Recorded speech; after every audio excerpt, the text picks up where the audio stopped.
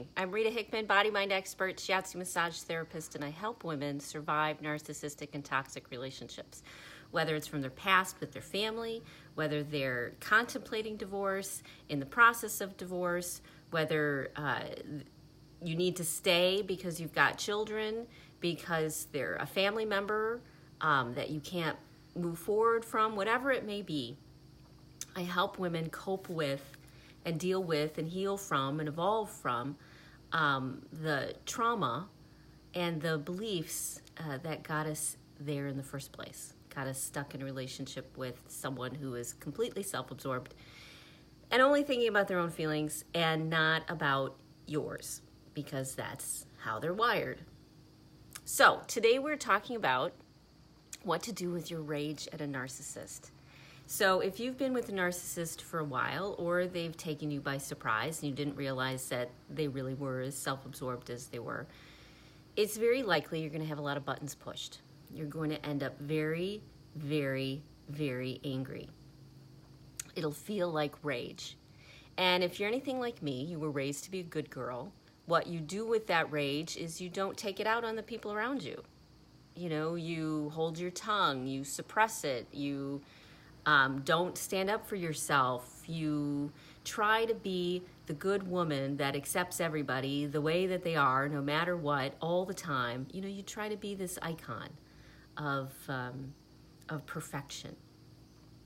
So, but the problem with that is anger is an emotion that needs to be processed through.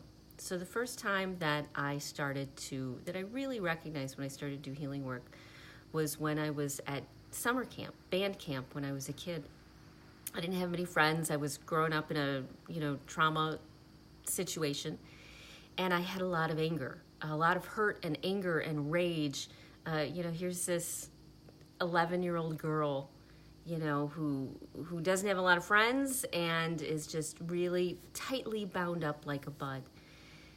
And so I first started to try to move some of this rage and anger I remember sitting on a swing and practicing swearing. I was raised to be a good girl, and I was scared to swear, and so I never swore.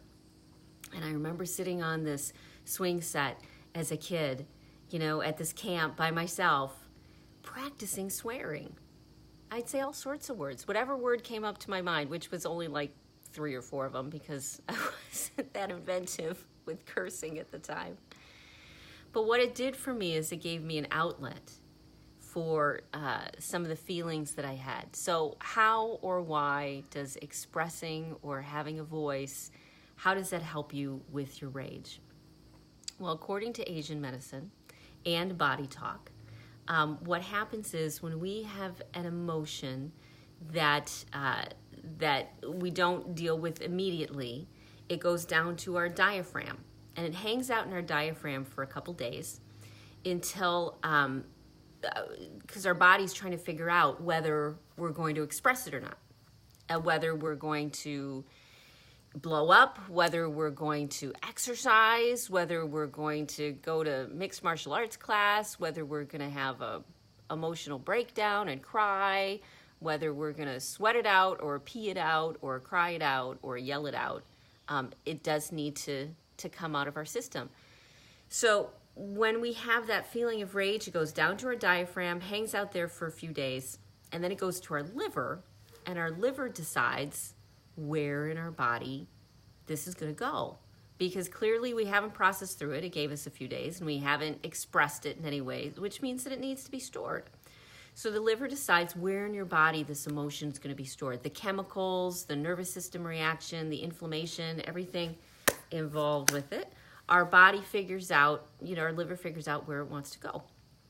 It's one of the reasons why we end up with so many back problems, and we store a lot of things in our digestive system, and we end up with headaches and things in our head. We store these emotions, this rage that we justifiably have. We store it in our body, and it starts to make us very, very, very sick.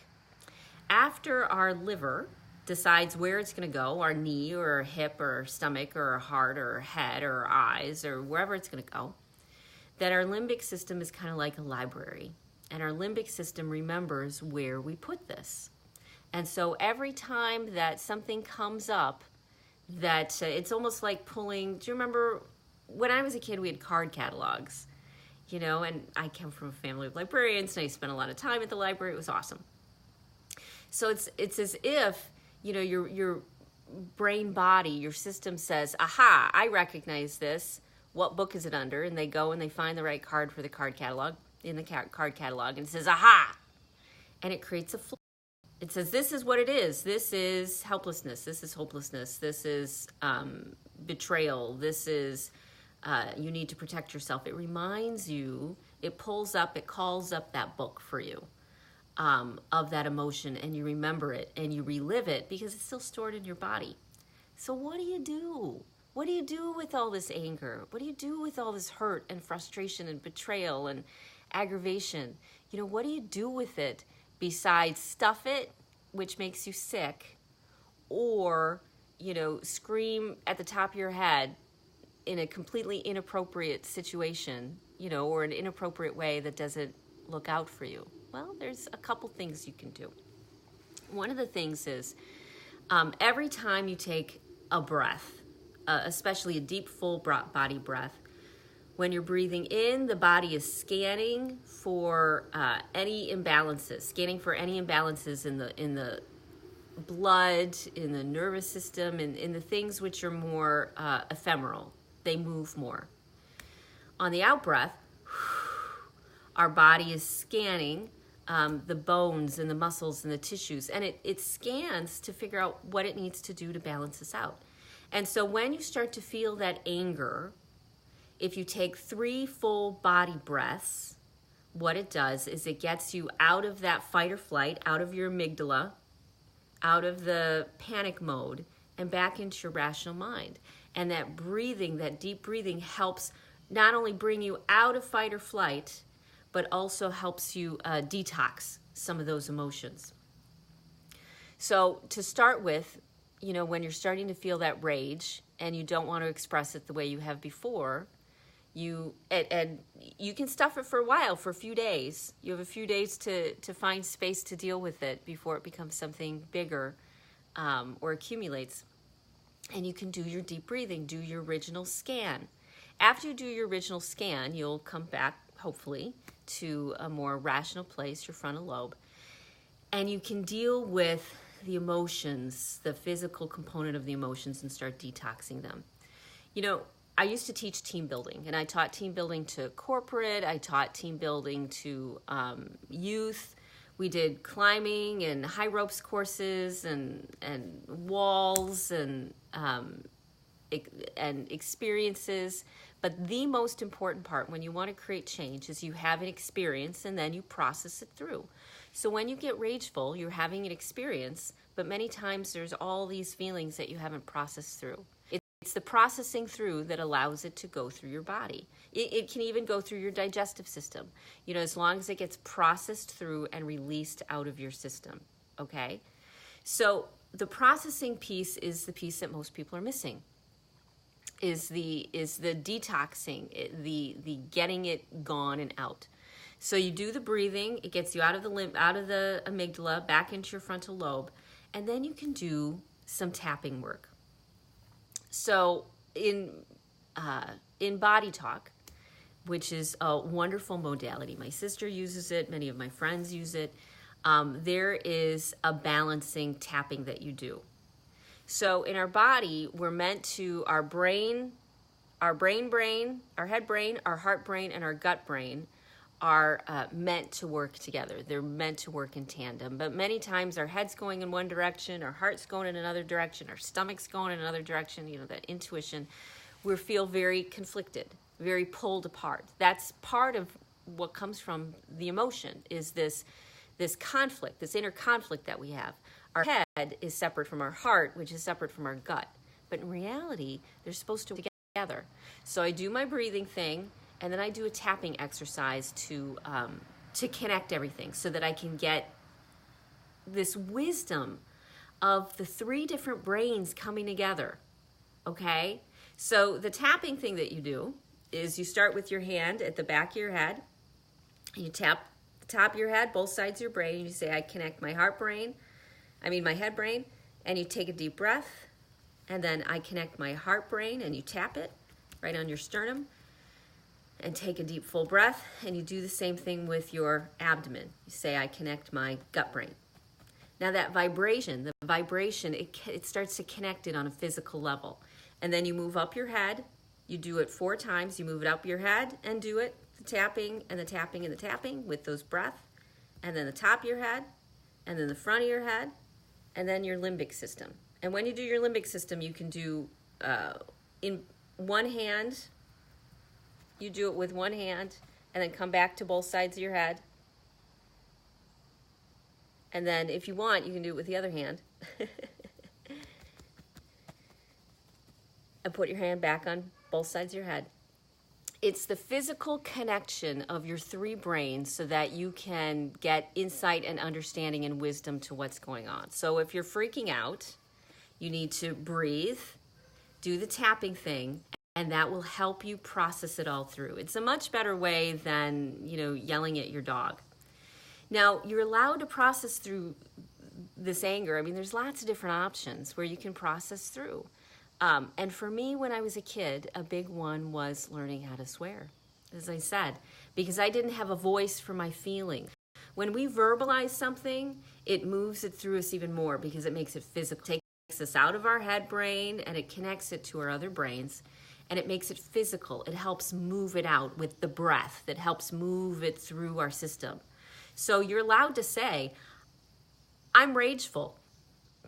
I'm angry. I hate them. This makes me mad. You're allowed to say that. And you get to decide when and where you say it. You can say it by yourself, which to me is the most helpful because it doesn't cause all sorts of drama around me. But you have to express it. You have to allow yourself to be with it. And whether it's swearing or whether it's hitting a pillow or whether it's doing a wonderful breathing exercise or whether it's doing the balancing, tapping, or whether it's going for a run or a walk, whether it's doing a sweat lodge or a steam room or a sauna, whether it's going swimming, whatever it may be, this has to move through. It has to move through you. You have to allow yourself to process the emotion and let it go. Because if you don't, it's great because the narcissist actually is dealing with a lot of their emotions. They're so uncomfortable that they can't wait. And, it reminds me of when I was much younger. And the problem with my emotions is that they would overcome me. They would overwhelm me, and I would be hijacked by them. And then I would cry because I was so overwhelmed. What a narcissist tends to do is, instead of cry, they yell because they feel so overwhelmed. So they're mean and they're unkind and they're manipulative because they're trying to control how they feel. They're trying to manage all of that. And so they actually tend to feel better because they're expressing it in inappropriate, awful ways that affect you, but they're expressing it. So they're staying healthy. They're doing what they need to do. You get to choose how you want to express it. It has to be expressed, but you get to choose how you want to express it. Through breath work, through the tapping, through exercise, through trance work, whatever you want to do, it has to be processed through. But when you do that, the cool thing is it takes that load off of your system. Not just the load from this time when they made you mad, but it helps detox the feelings, all the feelings and things associated with that, all the memories, all the experiences that are coming up to be felt and loved and moved through and expressed because you weren't safe enough or you didn't know how to express your stuff before. So if you're feeling rageful at a narcissist, you do need to find a way to express it, but choose how you want to express it. Don't necessarily put yourself in a bad situation where now you're going to end up in some sort of crazy drama. Choose something that's peaceful, that's loving, that's compassionate for you, but express it. Be pissed off. Be rageful. Say all those swear words. Say the things like disgusting and I'm disgusted and I'm rageful, and use the drama trigger words because it'll help move it. Reminds me of this guy who we used to watch a lot of fishing shows in my household. My husband's an avid outdoorsman. So we'd watch a lot of those fishing shows. And one of them was this man who would go around to these different countries and learn their fishing techniques. And one of the countries was, you basically take a rock and tie it to a string and then drop the rock in the water, and somehow you're supposed to get this fish to bite, on this thing. So the key was to be angry, to swear. You actually had to swear out loud. And that anger and that swearing, it changed how the lure moved. And the fish, it would work very effectively. But you had to be angry. You had to express the anger. You had to be swearing while you were doing it. That was like an important part of it. And it's true for any sort of emotion that you want to release from you too. You have to release it in a way that expresses it. Because if you don't, you're going to start feeling more crazy. You're going to be easier to manipulate because a narcissist will know exactly which buttons to push, and you'll trigger fast, so you'll be a lot of fun for them, because they can push all of your buttons.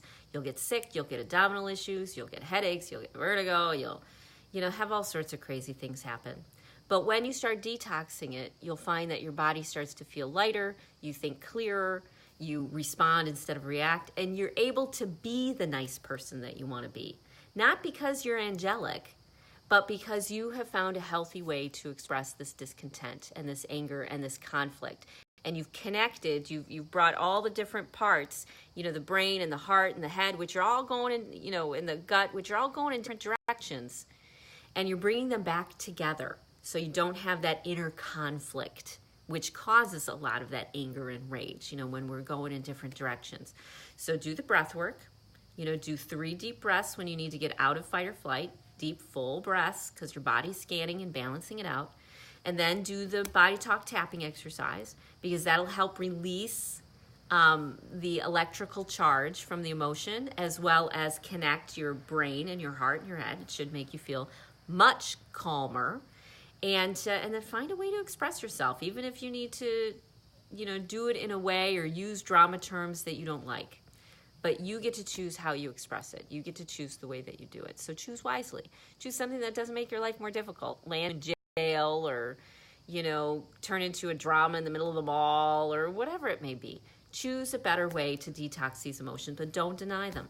Because if you deny them, they are going to hijack you when you need to be the most rational and the most reasonable. You're not going to be, because your amygdala is going to immediately go into fight or flight and you're going to be trapped.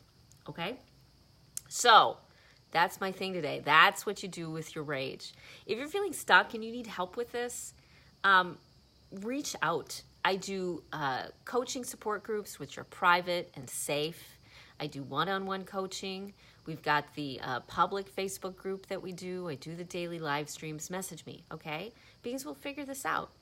And we can get you on a good path that helps you find and feel balanced so that you can make decisions which actually enhance and enrich your life instead of get in the way of you being the highest version of you that you're supposed to be, okay? So I hope you have a great rest of your day.